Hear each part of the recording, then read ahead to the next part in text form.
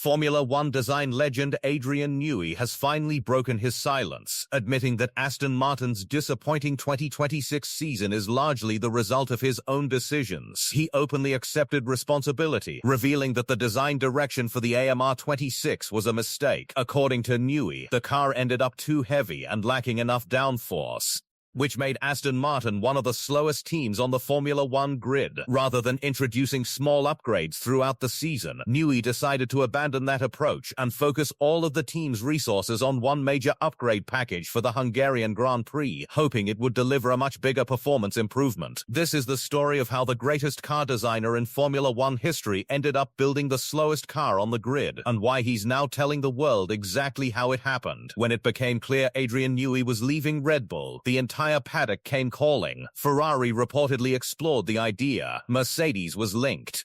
But it was Aston Martin, powered by Lawrence Stroll's enormous financial backing and a brand new state-of-the-art factory at Silverstone, that pulled off the biggest signing in years. They didn't just bring Newey in as a designer, they handed him a dual role as both chief technical figure and team principal, putting the man who draws the car in direct control of the team that builds and runs it. The expectations were sky high. Stroll had already invested hundreds of millions into new facilities. He'd brought in top engineering talent from rival outfits. He'd signed two-time world champion Fernando Alonso to add instant credibility to the project. And when Newey arrived, the message from Aston Martin was clear. This was no longer a midfield team dreaming about the future. This was a genuine championship contender in the making, and 2026 was supposed to be the season that proved it. Instead, the 2026 season delivered one of the most baffling results in recent Formula One memory. The AMR26 has been the slowest car on the entire grid, sitting 10th out of 11 teams after 9 rounds, with a single point to its name. That lone point came at Monaco, and even then only because a handful of penalties for other cars opened the door for Alonso to sneak into 10th place, a result the car itself hadn't really earned. Things got even worse at Silverstone, where Alonso, a two-time world champion and one of the most respected drivers of his generation, qualified dead last out of 22 cars.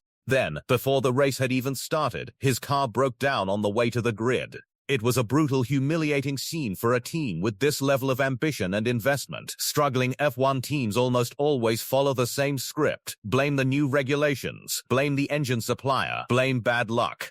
What they almost never do is sit in front of a camera and openly say the problems were caused by their own leadership's choices. That's exactly what Newey did. In a lengthy interview released by Aston Martin, Newey admitted the AMR26 turned out significantly overweight and short on downforce, and that the aggressive design philosophy behind those issues was, in his own words, largely a direction he pushed for himself. For a designer with 4 consecutive world championships and arguably the most decorated ASM in the sport's history, that's an extraordinary thing to say out loud. It wasn't spinning. It wasn't blaming the regulations or the budget cap. It was the man in charge admitting he got the concept wrong and doing it publicly, on camera, for the whole paddock to see. But the confession about the design wasn't even the most surprising part of the interview. Newey also revealed a decision that very few people outside the team fully understood at the time. Months ago, he chose to essentially stop developing the AMR26, while Alonso was qualifying last and retiring early. While Aston Martin's shareholders watched their massive investments struggle race after race, Newey made the call to bring almost nothing new to the car, and instead pour every available resource into one enormous upgrade package aimed squarely at the Hungarian Grand Prix. Most struggling teams do the opposite. They bolt on small updates every weekend, chasing tenths of a second wherever they can find them. Newey called that approach a trap. His reasoning was simple and cold: small, incremental upgrades on a fundamentally flawed car burn through a limited budget cap for very little gain. He decided it made far more sense to save those resources and commit everything to one decisive step forward, even if it meant enduring months of embarrassing results in the meantime. That takes an unusual amount of patience and nerve, especially while the whole world was watching the team look uncompetitive week after week. Then came the moment that revealed the most about where Aston Martin actually stands. When Newey was asked directly how much faster the new car would be, he refused to give a number. This is a man who has designed championship-winning cars for 3 different teams, and he still wouldn't put a figure on it. His explanation was telling. He said the team expects a large step forward, but he's reluctant to commit to specific numbers because their simulation tools and wind tunnel aren't yet correlating properly with what actually happens on track. In other words, even with a brand new, purpose-built factory designed specifically to close that gap, Newey isn't fully confident in his own team's data yet. That single admission goes a long way toward explaining how such a massive investment produced such a disappointing car in the first place. The tools meant to predict performance simply weren't giving the team the full, accurate picture. The interview also included something far more personal. Newey revealed he went through a difficult period with his health heading into this season, and that he's had to manage his workload far more carefully than at any other point in his career.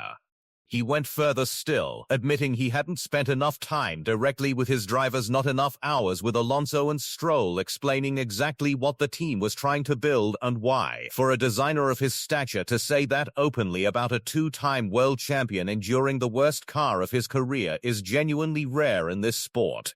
And it offers a clue as to how a project with this much talent and funding still went so far off course. All of that weight-saving and aerodynamic reworking lands at once at the Hungarian Grand Prix: a new nose, reworked aero surfaces, a lighter chassis and gearbox, and revised rear suspension. The changes were significant enough that the team had to put the front of the car through crash testing again just to keep it legal. The timing is deliberate. Spa, the race just before Hungary, rewards long straights and raw power, the worst possible place to debut a car that's still down on power. The Hungaroring, by contrast, is tight, technical, and rewards aerodynamic grip over top speed. If this new package is going to shine anywhere first, it's there. Paddock estimates for the potential gain range anywhere from 2 to 3 seconds a lap, but Newey isn't confirming any of them, preferring to let the results speak for itself. A second step follows in August with Honda's engine upgrade, which should help close the power deficit that's been holding both drivers back all year. Together, it forms a 2-stage recovery plan, with Hungary as the opening move. What Newey has done here is rare in Formula One, laying out the mistakes, the timeline, and the plan forward with far more honesty than most team principals would ever risk. Whether Hungary delivers the leap the team is hoping for remains to be seen.